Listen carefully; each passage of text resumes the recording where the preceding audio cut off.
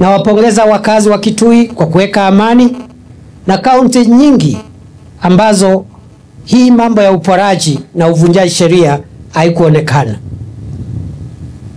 Vile tunazingatia haki za kibinadamu na uhuru wa wananchi, hiyo nguvu ndio tutatumia vile kulinda uhuru na haki za wananchi, kwa sababu uwezi ati kuvunja haki za mwingine ati kwa sababu unataka haki yako. Kwani kuna tofauti ya wananchi? Si wananchi wote ni sawa?